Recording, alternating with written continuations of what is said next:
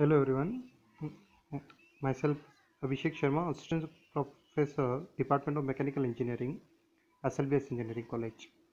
Here I am to describe the topic gear trend, which is a topic of theory of machines. Here we will discuss gear trend, what is the gear trend means, types of gear trend, and we will discuss two types of gear trend, simple gear trend and compound gear trend. This slide will cover all these things in this video. Okay, let me first tell you what is the gear train. As you all know, I will go for the simple meaning of what is the train. You know, train is a combination of many bogies and driven by the engine.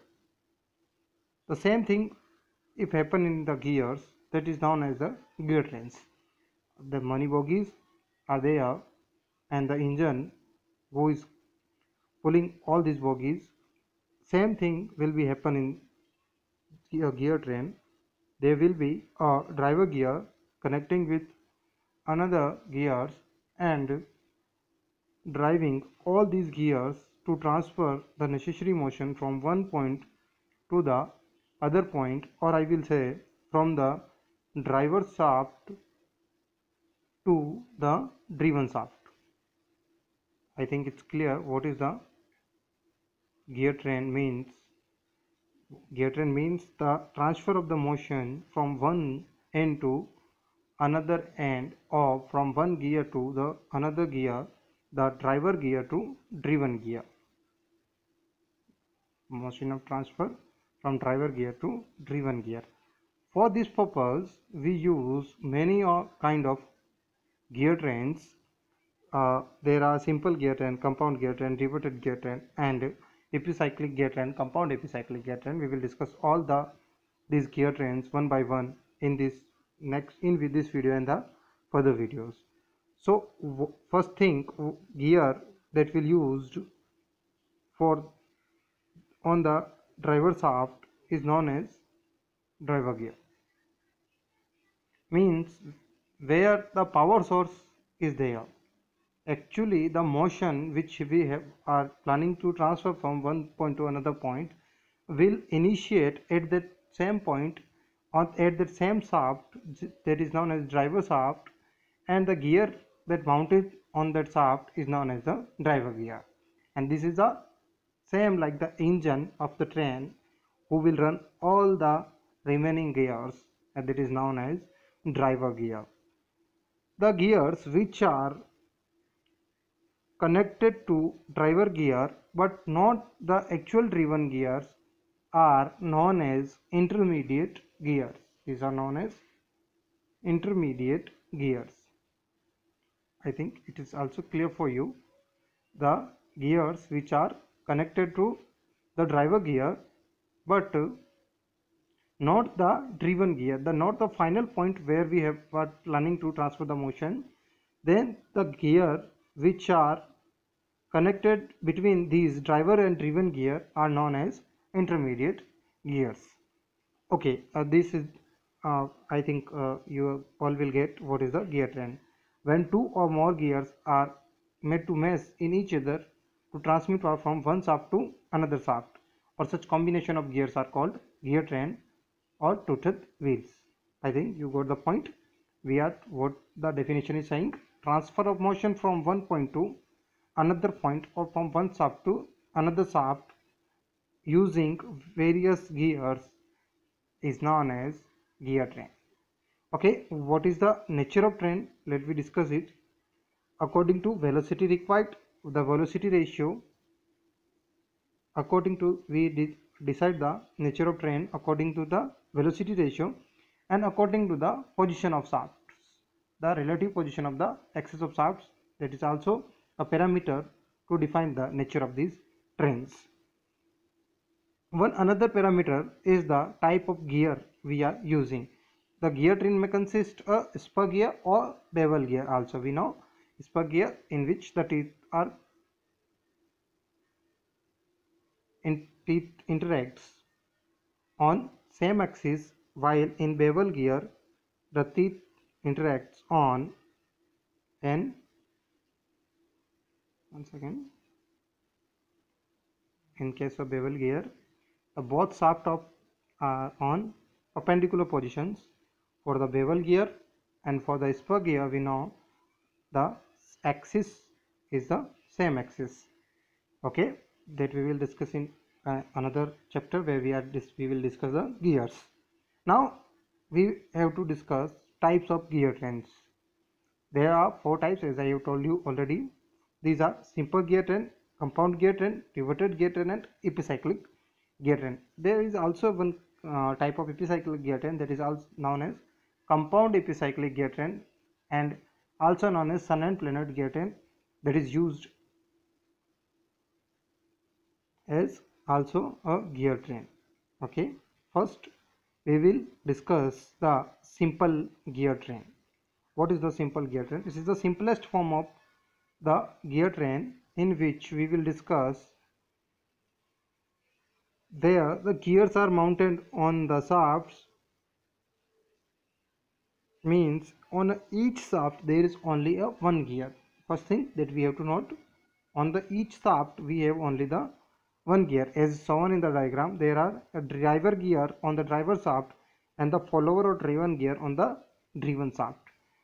Sometimes there will be more gears between them, known as intermediate gears. I have already told. The thing we have to count speed ratio and trend value for the simple gear train. Next thing is we have to calculate speed ratio and trend value for the gear train. Speed ratio is the ratio of, if we go for the definition, what is the speed ratio? Speed ratio is the ratio of speed of driver gear upon speed of driven gear. That is known as the speed ratio. Speed of the driver gear to the speed of driven gear, as we have already discussed in the gears. Yeah, you guys have already known it very well. In the case of the gear, when two gears are in mass, the ratio of their speed will be proportionally equal to the ratio of number of teeth. So there the driver gear to the driven gear ratio is shown by N1 by N2, that is equal to T2 by T1. That is known as, what is this value is equal to speed ratio. This value is equal to speed ratio.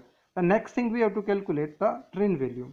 Train value is inverted to the speed ratio. It is known as the driven speed upon driver speed.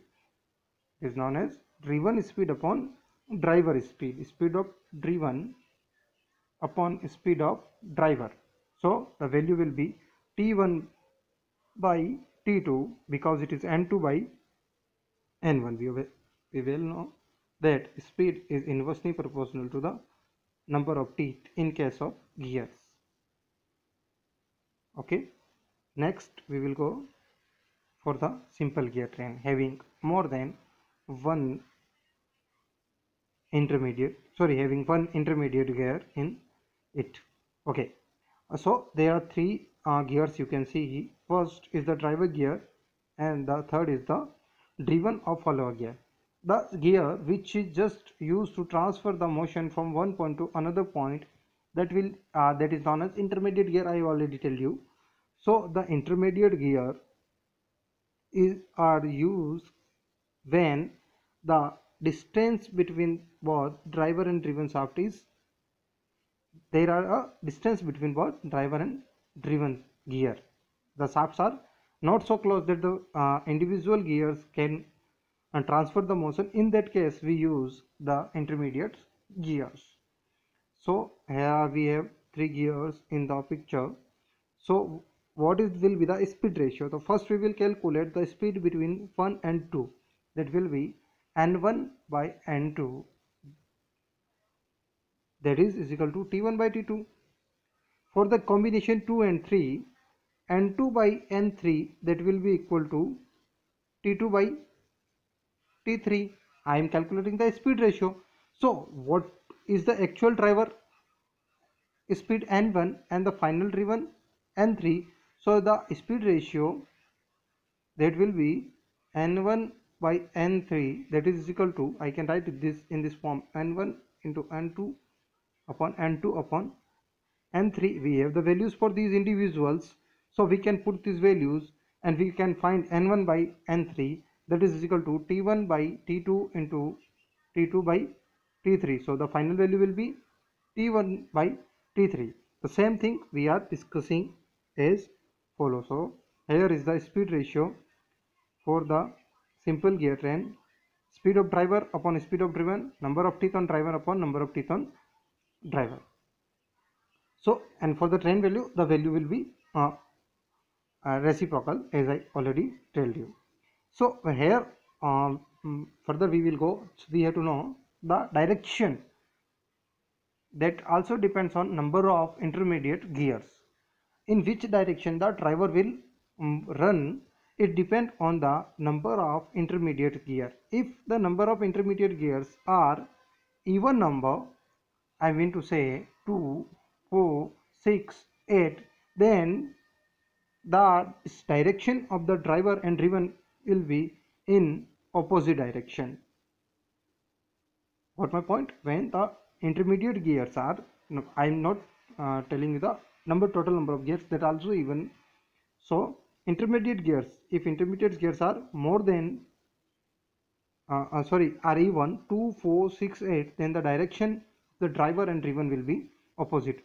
On the other hand, if it is an odd number of intermediate gears are there, so then the direction of driven will be in the same direction of the driver. Okay, so these gears are work as the ideal. So these are also known as ideal gear or intermediate gears. What are the purpose of these gears? Here we have 2 points. First, to connect the gears for the large center distance, and the next to change the direction in the desired direction we actually want. If we want the same direction, then we will connect the odd number of intermediate gears. If want opposite direction, we can connect even number of the gears. Next is the compound gear train. So what is the compound gear train?